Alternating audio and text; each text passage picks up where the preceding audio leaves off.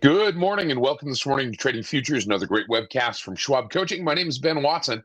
I'm an education coach and senior manager here at Charles Schwab. I'm joined out there in the chat by my good friend Connie Hill. Connie's a 20 plus year veteran in the financial market. She is there to help answer your questions. Welcome to all of you, whether you're here with us in the live version or the recorded version. We appreciate you being here. Be a part of the conversation either way. Chat in your questions, or if you're in the recorded version, leave those comments and questions in the comments section. We're going to talk a little bit about the bit of a turnaround we're seeing this morning in equity futures, as well as the drop off in the VIX and a change in the way that the dollar is moving, as well as perhaps some of the precious metals. We'll take a look at what's going on with oil as well. Let's do that. Let's jump out here, though, real quickly into a couple of quick housekeeping items as we get started. Remember that everything we talk about is simply for illustrative and educational purposes only, and none of it is a recommendation or any kind of advice or solicitation or recommendation about a security or strategy or anything else. Remember that futures and futures options trading involves substantial risk. It is not suitable for all investors. Make sure that you are aware of and have read the risk disclosure statement for futures and options prior to trading futures products. Remember that futures trading requires separate trading authorization, also requires margin account and to initiate a futures position, initial margin or performance bond is required, and that position is then maintained using a maintenance margin requirement. If the account drops below those requirements at any time, there is a possibility that positions could be closed, that you may have to satisfy that margin. So make sure that you are aware of those characteristics. I'll show you some resources regarding that as well. Um, Remember that as we get into this discussion, we may talk a little bit about virtual currency derivatives. Virtual currency derivatives involve some unique and significant risks. Make sure that you read the NFA investor advisory and the CFTC customer advisory regarding those products. Also, we're going to be talking about technical analysis today in this discussion. Remember, the technical analysis is only one way to look at the market. It is theoretical in nature, as is every other form of analysis.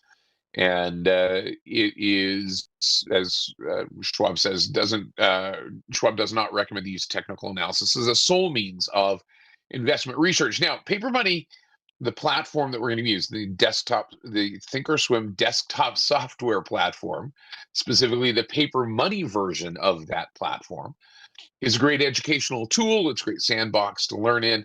It, however, does not guarantee future success out there in the real world, nor does it behave the way that a real trading account would behave, namely in the area of fill prices and things like studies, early assignment of short options, those types of things. So make sure that you're aware of those differences as you move your practice from paper trading to live trading. One thing to note, regardless of the platform that you're using, stop orders when trading futures are not guaranteed an execution. They behave a little bit differently than a stop order on an equity.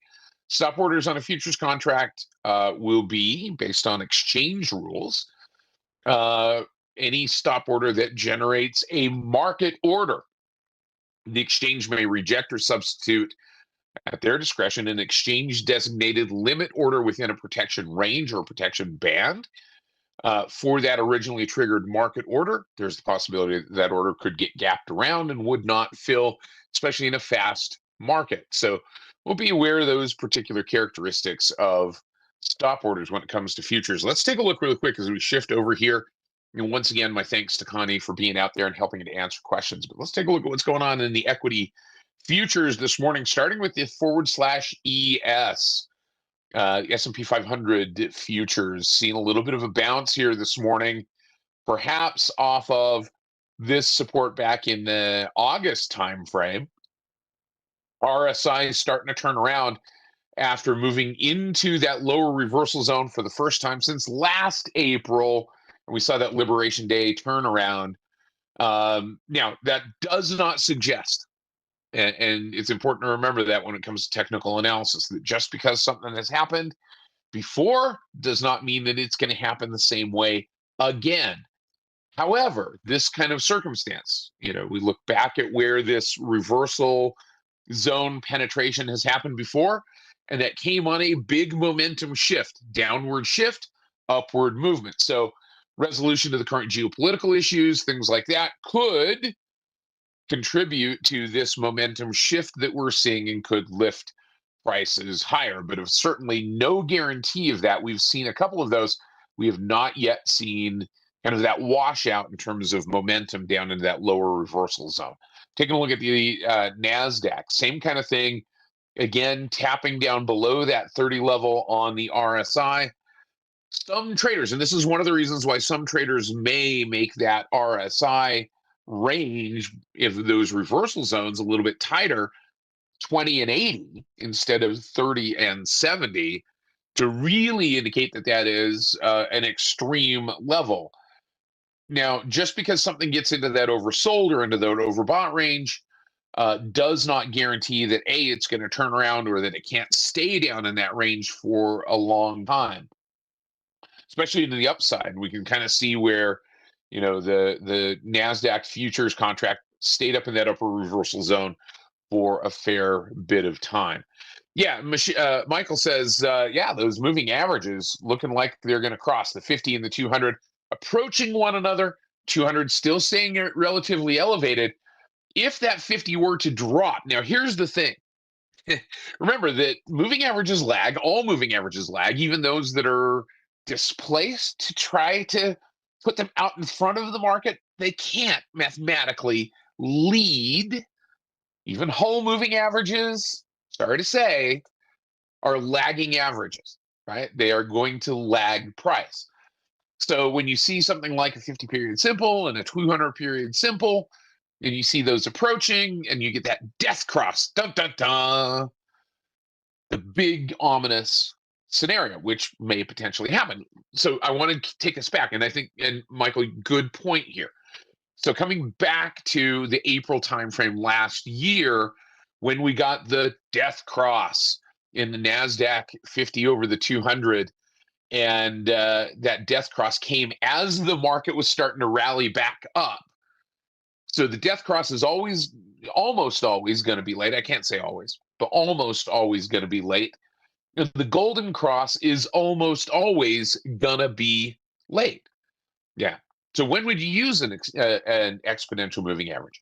Well, you could use an exponential moving average. You could use a simple moving average. It doesn't matter. Exponential moving average is going to weight the most recent time frame a little more heavily, but it's still going to lag behind what price is doing. So I'll tell you what, we've got a lot of great webcasts. As a matter of fact, I did one, it's probably been 6 months now, where I compared a variety of different moving averages, including whole moving averages, in terms of looking at their lag and lead and the results, doing some kind of back of the napkin, if you will, back testing on those moving averages, similar periods. And the one that came out with the strongest performance and the least number of false signals, simple moving average. So there's no guarantee, there's no best. But I'm going to ask Connie, if Connie has a second, Connie could go out and look for that one. And I think it was comparing moving averages. And maybe we can pop that into the chat so that we can see that. Nevertheless, this type of scenario where we see those, those crossovers, that is significant for sure, because it can indicate, something has happened. But in this case, and I think this is a really good example of where those two scenarios, the death cross right here, 50 from above to below the 200, and the golden cross, the 200 or the 50 from below to above the 200, oftentimes happen late. And in that scenario, if we get the death cross, it may very well be that we've already started to rally back in the upward direction. And it just is, that lag time, taking that time to get that cross to happen. We may kind of kiss these two moving averages and then bounce. That can happen too. So technical analysis is not a perfect science. It is oftentimes late. It is sometimes early and wrong. So all we can do is kind of put ourselves in that area where we are maybe able to make a decision about what's most likely to happen potentially, and then wait and see if that actually happens. So we got to trade on what we see happening and not necessarily on what we anticipate or hope or fear or pray might happen. All right, let's take a look at the Russell 2000. Um, for those of you that were just with us in Denver talking about technical analysis and option strategies, we had a good conversation about that non-predictive nature of technical analysis. The Russell 2000 kind of bouncing around here right at that 200 period moving average, far from a death cross. You see not really a penetration of that lower reversal zone, and you see a little bit of a bullish divergence going on here in the Russell 2000. So maybe a little bit of a pickup and some institutional nibbling at the small caps here. Hey, there you go. Thanks, Connie. I appreciate that very much. A little bit of a bullish divergence here. RSI picking up, price kind of still pulling back a little bit. So while we're here on this chart, I want to look at a couple of other things really quick. /VX, the VIX futures. VIX futures bleeding off here a little bit. We saw a move back up into this 2930 handle roughly.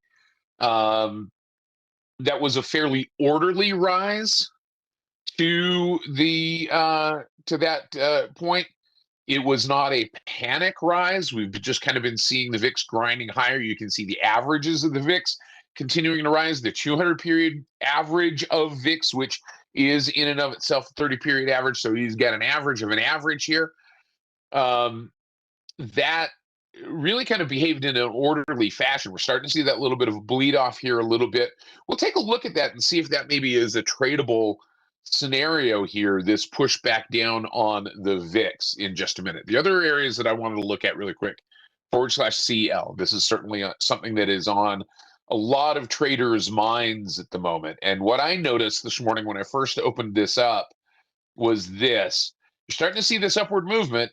We're seeing the potential for a breakout here on crude oil futures out of potentially this rising, depending on where you draw the line, maybe a bit of a rising wedge, depending on where that is.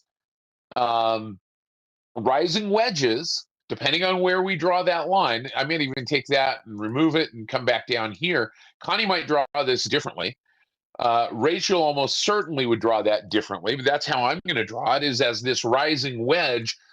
And rising wedges are often bearish patterns, especially a rising wedge that also begets a bearish price divergence.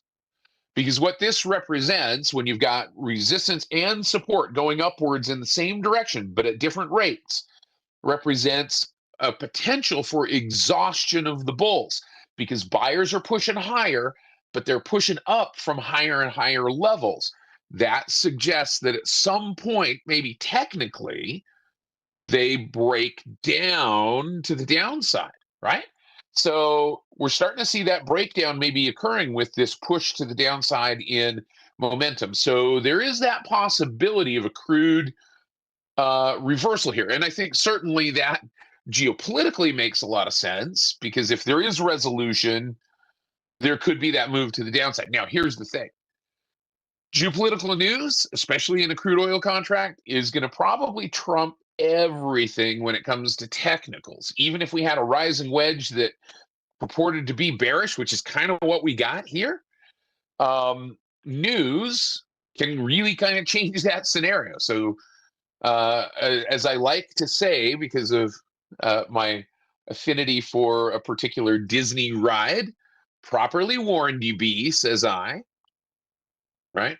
All right. Hey, speaking of that, properly warned, you've got a survey, a feedback survey out there in the chat. Let us know what you think. Let us know how we're doing. Let us know how we can make this session better for you. Fill out that feedback survey. Connie's going to pin that to the top of the chat there so you can get it and fill that feedback survey out. We certainly appreciate that, and we read those all the time. All of them. All the comments. So appreciate that. All right. So now that we kind of see what's going on here, let's pop over into a couple of examples that I've already looked at this morning to see what's going on. One of those is the dollar. So I'm going to pop over here to our futures grid. And this is a chart that we've used on a fairly regular occasion. and I'm going to bring in /DX, the dollar futures. Now, by the way, if you don't have access to /DX, there are other opportunities that traders can use to trade this dollar performance. There are other instruments that track dollar performance. /DX trades on the ICE exchange. There are some steps that you have to go through to gain access to the ICE exchange. So if you don't have access to /DX, it tells you that the symbol isn't available. Good opportunity for you to call the trade desk and talk through those ideas. But here's what I've got going on in the dollar index. So here's the longer term chart of the dollar over on the left hand side. This is a 1 year daily chart. And I'll just kind of zoom in so you can see what's been going on. The dollar has been rising in the last couple of days, starting to see that dollar pulling back from this 100, perhaps 101 level. And that's what kind of caught my eye this morning, was this really very strong, and you can see the ADX indication over here on the right-hand side. I'll just make this right-hand side a little bit bigger. And I saw that really strong move to the downside in the dollar index, coupled with this very strong momentum-driven move as indicated by the ADX. Now, the ADX indicator is simply a momentum or a trend strength gauge. It's agnostic to trend direction. So if we're starting to see this very strong push in the ADX well above the 25 level during a time that the market is moving down, that indicates a strong downtrend.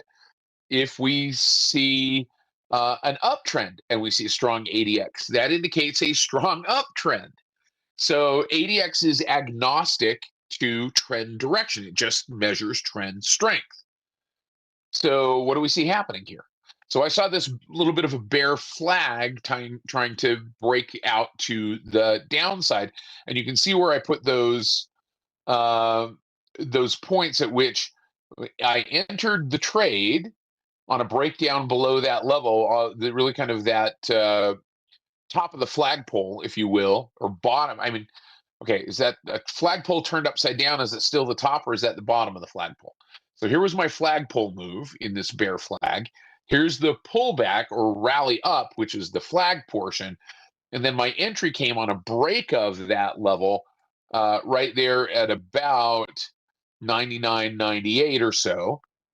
And the target is down here. I just took this flagpole distance, duplicated it to the downside, and I placed my stop back up here. I gave it a little bit of room just because there was a bit of intraday volatility going on.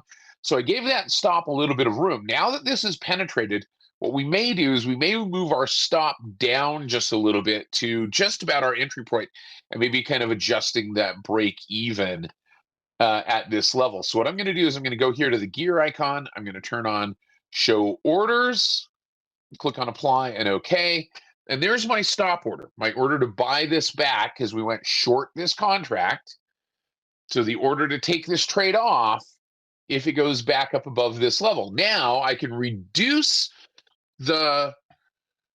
what would seem to be the nominal risk in this particular trade when we think about it by moving that stop. It's not really necessarily reducing the risk because remember, stops aren't guaranteed. It's reducing the point at which, from a price standpoint, the order to close that futures position would be initiated. So what I'm doing is I'm just going to click and drag this down to where I entered the trade. And I'm going to adjust that, click on send. And all that's done is done a cancel replace order, and it's moved that stop trigger point down a little bit so that if I were to get triggered out, it's going to come a little bit sooner than it would have before, reducing potentially the amount of loss in the trade, theoretically. Again, not a guarantee because of the way that stops work. There is that possibility that order doesn't execute. So my target is still the same. My target is still down here at the bottom of the flagpole. So looking for this to continue to move to the downside. Now it seems to be kind of going sideways a little bit. That's fine. These are set as good till canceled orders to take that trade off if, in fact, or I'm sorry, to leave that trade on until I take the trade off, until it fills, or till it expires. So, and that's about 180 days, 6 months roughly. So leaving those good till canceled, I don't have to come back and recreate those. I don't have to worry about those going away in the next session. But that's kind of the scenario here. So looking for that downward movement. Now, the other thing that I looked at in opposition to this was what we were looking at on that futures chart. Oh, by the way, let's do this really quick. Let's come over here to the left-hand side. This is the longer term chart of /DX. So I just wanted to go through this really quickly. Tick size is 0.0005. So this number right here becomes our significant digit. The 99.915, the 5 in this becomes our significant digit when it comes to that tick size. That tick value is $5. So every time that ticks from 0 to 5 or 5 to 0, that's $5. So that means the full point value, if this changes from 99 to 98, that's $1,000. Take that $1,000 times that price of the contract, that gives you your notional value of the contract, or the risk in the contract, or the exposure, if you want to think about it, in the contract. And we're going to come back over here to our futures sub-tab under the drop down, and we're going to take a look at /DX. Our initial margin into this short position was 2171. Now it started to move in our favor here a little bit. Now that is going to back down a little bit to a maintenance margin. Usually 5 to 10% of what less than what that initial margin was. But that's going to depend on volatility. It's going to depend on the movement of the contract. So that scenario here of taking advantage of this downward movement is playing or taking advantage of what we see happening here, trading the evidence that we see in terms of this downward movement. All right, so let's pop over here really quickly to the next one. I'm going to bring this back to our side-by-side by clicking on Restore Grid, and I'm going to look at /MNQ. Now, we were looking at the NASDAQ earlier. This is what I started to see happening this morning, again, off of this longer term chart, reversing below that lower reversal zone. So getting below that RSI level and then popping back up, looking at this moving back in an upward direction. And in the short term, that's exactly what was happening. But let's go through the specifications of this really quick. Tick size is 0.25. So this is our significant digit right here. This is going to move in 0.25 increments. When that ticks, that's going to be 50 cents. When this point right here, 23512, when that last digit just to the left of the decimal changes, that's $2. The large contract is 10 times that. So we look at that $2 times this number gives us our notional value of this contract, or our exposure. We go to the sub tab and we look at /MNQ.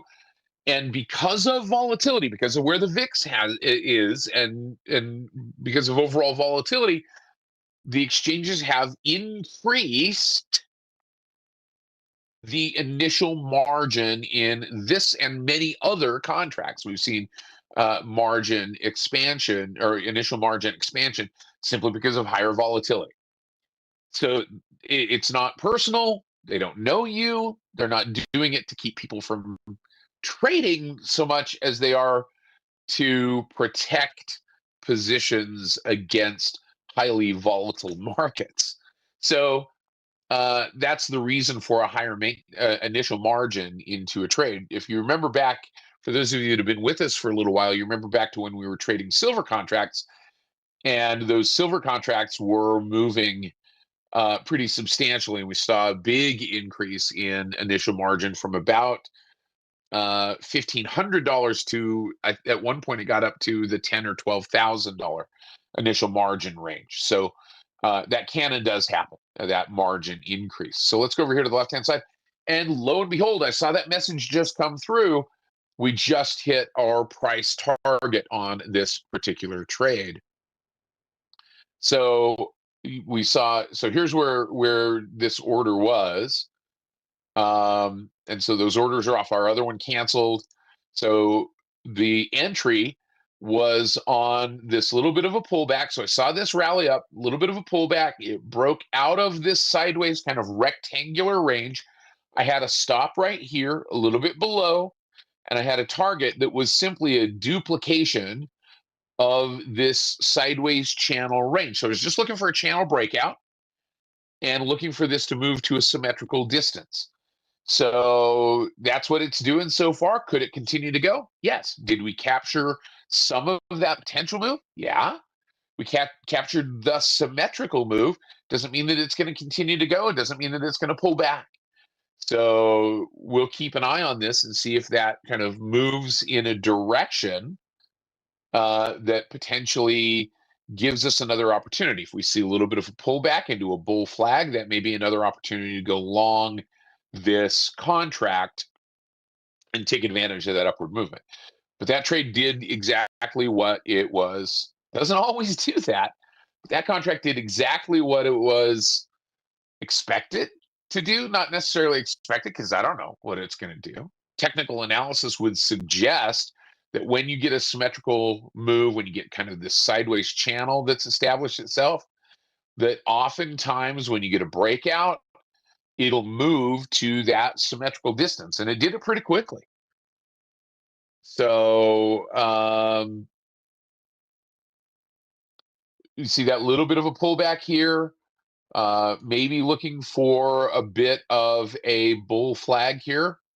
So we're going to watch, I'm going to keep an eye on perhaps this level of support right here, right around the 23,499 mark or so. We'll see if we get a bounce up off of that level. And we'll see if that gives us a bull flag type of pattern here. The trend strength, the ADX strength here is still pretty good. So this is a scenario where we could set up another trade here in terms of a close above the high of the low day or hold type of trade. Now, this is at the moment an intraday trade, so we're talking about candles, right? So this would be a close above the high of the low candle, if you will, or the low bar, or the low period, whatever you want to call it. So my low right now is set here, right? This is the first kind of candle in that pullback, if you want to think about it. So what we can look at is this symmetrical distance once again. So I'm going to duplicate that drawing and I'm going to take it up here. I'm going to put it right up there. And I'm going to say, hey, maybe that's our next target, maybe making this new or this next symmetrical move to the upside. And look, I know what a lot of you trend traders are going to say here, as opposed to the swing traders. Because the trend traders and you are saying, well, why didn't we just stay in? Why did we get out on a target? And you're absolutely right. As a trend trader may very well not have exited the trade at that particular point, and just simply let the trend continue, especially given the fact that that trend strength is still pretty darn strong according to the ADX, right? But what if it hit that and turned around, right? That's a potential resistance. So 6 of one, half a dozen of the other. If you're looking at it from that standpoint of being a trend trader versus a swing trader,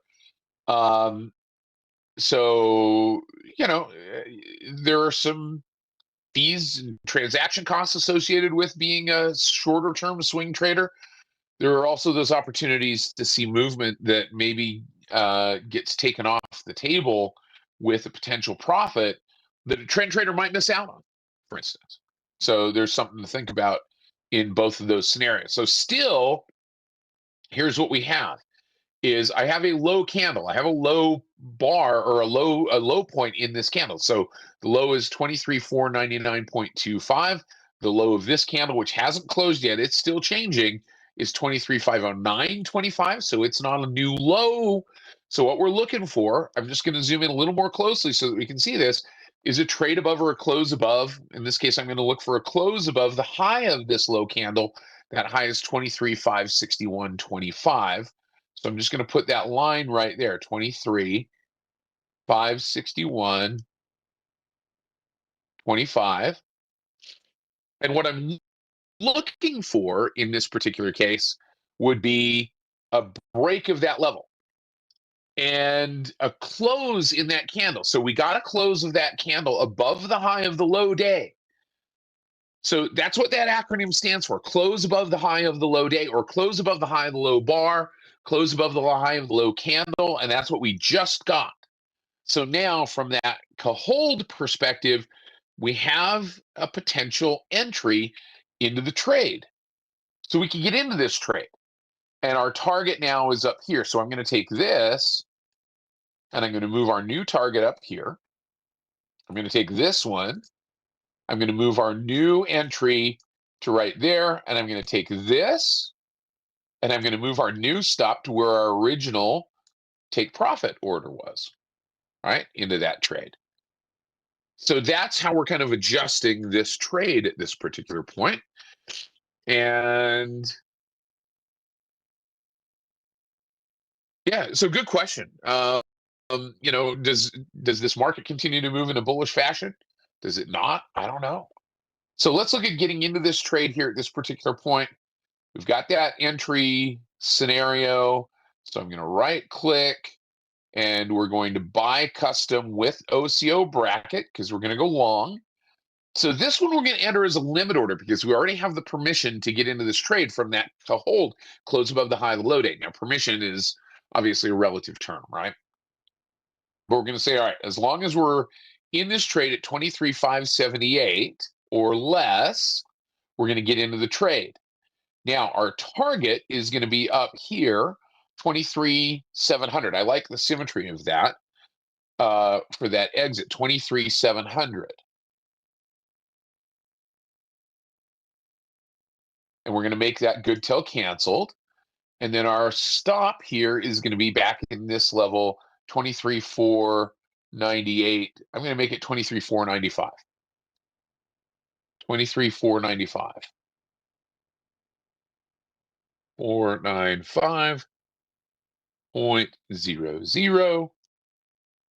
And we'll make that one good till canceled as well. Remember, that stop is going to get triggered. That's going to trigger a market order, but that's going to get worked by the exchange. The exchange designated limit order. So if this is a fast market to the downside, something were to happen, that order might fill at a different price within that protection range, or it might not fill at all, much like a stop limit order. And then there's the possibility that we couldn't get out on that trade. So just be aware of that. And we're going to go ahead and click on confirm and send. We're going to read through this order, make sure that that's what we want. Our initial margin, 38.16. We're going to put this in our futures group. And we're going to say bull flag after channel breakout win, because we won that first trade. All right. And we're in. So now we are long this contract and looking for this to move up to that target, and we'll manage it as such. Now, there was one other that I wanted to look at here as a possibility, and that was the 1 ounce futures, gold futures. So let's do this. Let's pop back over here. Let's make this the double-sided grid, and we're going to go to /1 OZ. So with the dollar going down, which we just saw happening, it's very likely and possible that we see gold rising. So the 1 ounce contract is just the smallest iteration of the variety of gold contracts there are. The big contract, then you have a 1,000 ounce contract, then you have a 1 ounce contract. So if you go to this futures drop down, there's your 1 ounce gold futures. Then we can come down here to gold futures and then /MGC micro gold futures. And you can see the change in the margin requirements. This is $352. Tick size is 25 cents. Tick value 25 or 0.25, tick value 25 cents. So as we start to look at this relationship, the point value, if this changes from 4647 to 4646, that's $1 change. So the notional value of this contract is essentially whatever the price of the contract is, because that is a 1 ounce contract. So that makes sense. This is one multiplier. So this is as if you were trading a 1 ounce bar of gold from that standpoint. This is, so you want to think about it, this is relatively close in terms of its leverage and exposure to trading the spot price. Now, there's a difference between spot gold and or spot price of any commodity or any instrument and the futures price. Because remember, the futures contract, even if it's a small futures contract, that price is going to have a carry cost, a futures expectation. That carry cost is going to be incorporating things like the cost to borrow money. So as interest rates increase or decrease, that carry cost changes. We talked a little bit last week about the relationship between individual stocks and indexes and futures contracts. Same thing here. The spot price is going to be a little bit different than the gold futures price. But remember, as the gold futures contract or any futures contract gets close to expiration and gets to expiration, that futures carry cost, that carry value, moves to zero. So the theory is, and it is theoretical, but it happens practically, is that as a futures contract gets to expiration, it tracks to the spot price. It gets to the spot price. So if it's below the spot price, it's going to come up. If it's above the spot price, it's going to go down to that spot price. That's if that contract, again, if and a trader who are going to either take delivery or deliver on that contract has to be aware of that. Speculators and other traders that might be continuing a trade are going to be looking at rolling that contract out to the next expiring contract or another forward contract to keep that trade going, as opposed to just taking it off at that expiration. We'll talk more about that next week when we've got a little bit more time. I want to dive deeper into that, but I wanted to look at this really quick and see what was going on. So the condition that I was setting up in terms of this trade, and it happened while we were doing those other trades, but this is what I was looking at for this movement, was this little bit of a bull flag pullback on the 1 ounce contract, and it's mirroring what's going on with gold with the big contract, but a shift in the ADX from below the 25 level to above the 25 level, indicating that now we've got a strong uptrend. And the target line up here came from the longer term chart. So what we could do now is kind of pivot to this in terms of kind of a longer term trade. So looking at this as maybe one of those trend trade scenarios here, we can kind of draw some lines and say, look, this is following a pretty good trend. It's got a reversal off of this horizontal support. The RSI is turning around and moving higher. So a breakout above this horizontal level at about the 46.75 mark could be a significant break back in an upward direction. So let's go to the shorter term chart and let's kind of set this up as a possibility. So here's 46.70. So it's probably a little bit tight in terms of just trading this kind of bull flag breakout. We're getting towards the end of that flag. So what I'm going to look at doing here is maybe taking this as a trend trade and looking for that move on a breakout of 46.70. So I'm going to go over to the left-hand side once again. We're going to say, fine, let's draw this on the bigger chart, 46.70. Right click, and we're going to buy custom with OCO bracket. And we're going to look at this targeting a move back to this resistance area, maybe back here to that 5214, 5215 range.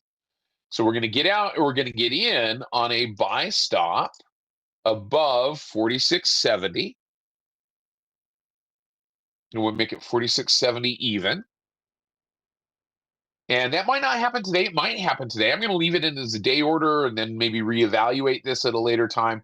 But I'm going to look at getting out of this trade Maybe as we go a little bit higher here, maybe even to the 53.60. Let's go 53.60. That previous resistance, 53.60. And we're going to make that good till canceled.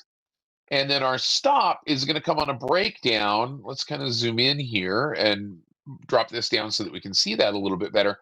The stop in this case, I'm going to look at as a breakdown below this support at the 53. I'm going to call it 5,300. Or excuse me, 4,300.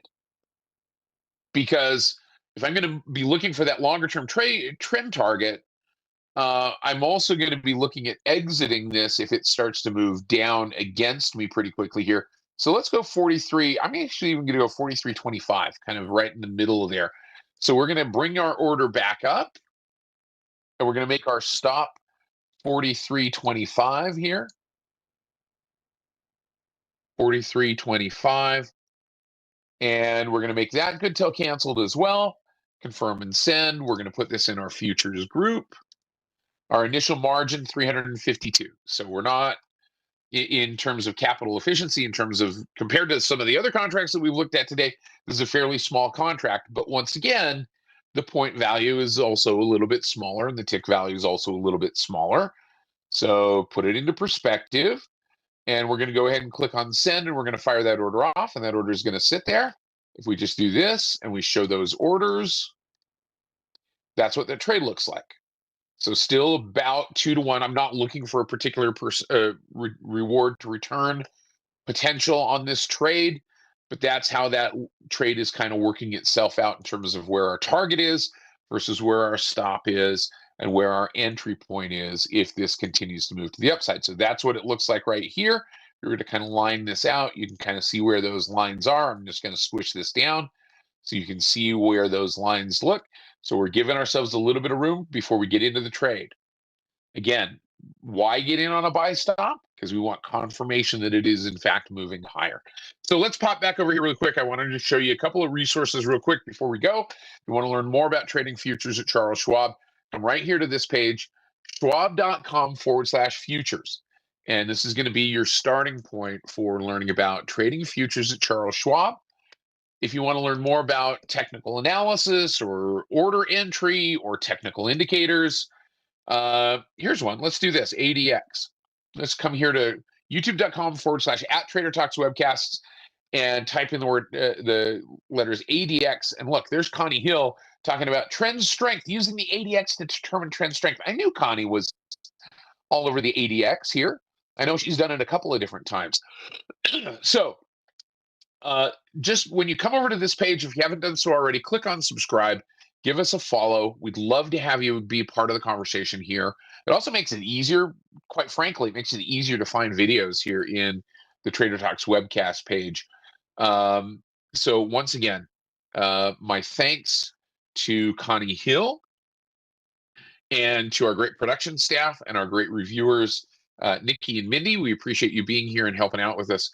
And keep an eye on those futures, guys. We'll see what happens today. It seems to be some news afoot, perhaps, and moving things around. So we'll watch those trades as they go along, and I'll be back again next Tuesday. I'll be back later today teaching long options for my good friend Rachel Deschelle. Have a great day, everybody. We'll see you soon. Take care. Bye-bye.